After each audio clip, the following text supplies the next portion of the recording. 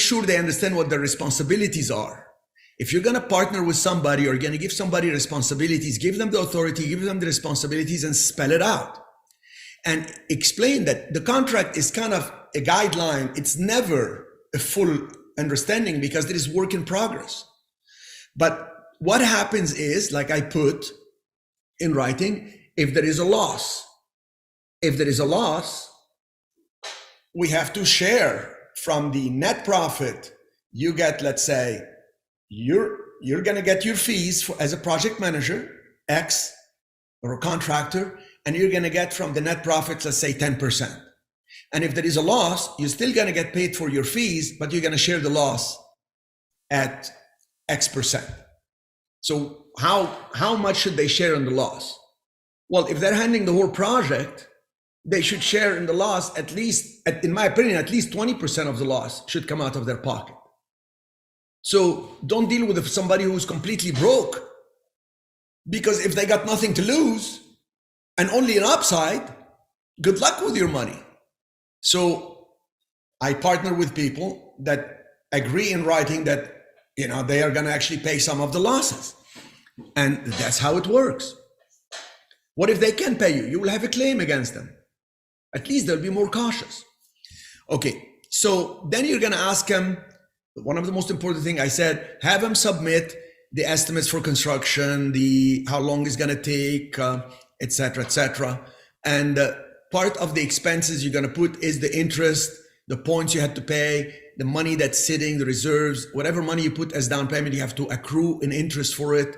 In my opinion, you accrue interest on your money based on what it costs you to get that money, or whatever the lender is charging you. By the way, like construction loans right now, as I speak to you, the banks have gone crazy. I mean, in Los Angeles, a construction project, they asked for 10% interest. This is a regular lender. It's not a hard money. They wanted 10% interest, and they wanted like 30% of the money they're going to dish out in reserves. Like if you want $3 million, they want you to put $1 million in reserves. So you have to put your own $1 million in reserves so they can give you $3 million on the project development you're doing. Absolute nuts. They are bound on dropping the economy. I think by May, it's going to be the complete disaster in 2023. As a matter of fact, the prediction is the stock market should be dropping about 20% by end of May, because still the sentiment is strong. There is still movement in the market. There is still movement. Despite a drop, S&P 500 dropped 20% by the end of 2022. They're not happy with that. The Fed wants to drop it. I think, I'm not a conspiracy theory person, but this is like somebody's behind all this with a pump and dump. I mean, COVID, let's stop everything. Boom, open it up. From July 2021 to March 2022, market goes like crazy. Then let's increase the interest rate every few weeks, increase it. Never in the history of the US, they increased the interest rate so fast, so much. And then now again, it's still not bad. Let's just give it a fine market to slow down everything. But we've been talking about that for 2 years now, so it shouldn't be a surprise to anybody. This is policy driven, not market driven, because the market is not that bad, as evidenced by the fact that there is plenty of people looking for jobs. There is very little unemployment. So when you work with that person as a partner, you want to make sure you also clarify who is liable for what. Like, there is a paragraph that I say, during the existence of each project or of this project, neither party shall be liable for any obligations of the other party that the other party created without the express approval of both parties. In other words, if he brings somebody on the site to do something that you did not approve or you didn't know about that person slips and falls, and now they want to sue you, that person's also liable. But don't panic too much. You're going to get the proper insurance. It's going to be part of the expenses on the property. But that it makes them also more cautious. There's a question that always comes up. Should I give them access directly to the bank account? If you want to, you can create your LLC bank account and a sub account.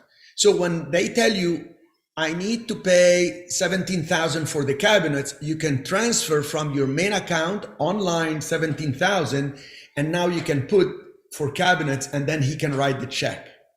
So now you're still in control of the main account, but you can have the sub account with all the expenses going the right place. I said to you, title of the property should be in your LLC.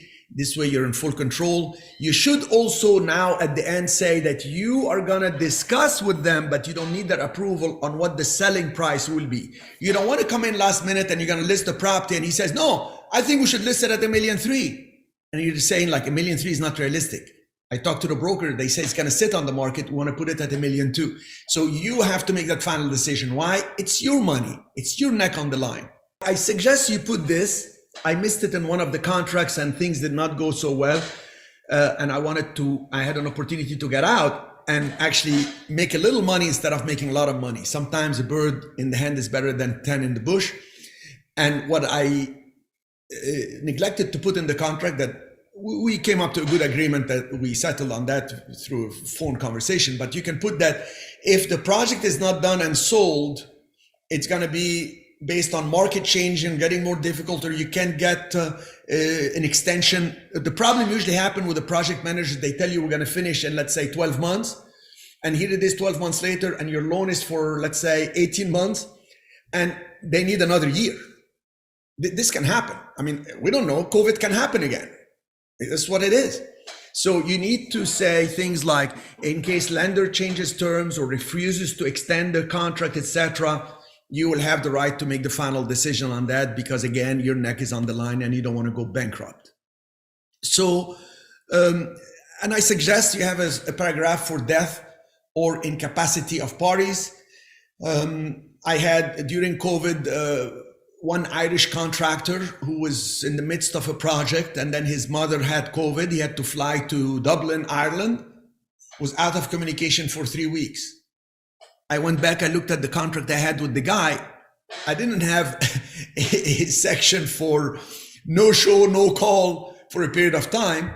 So I went and I hired another contractor and I just finished the project. Then he called me, and he called me through lawyers and threatened. And I told the lawyer, I said, not only will I counter sue, but I will sue you as the attorney for even suggesting that she should have waited. And it cost me money. I never heard from them again.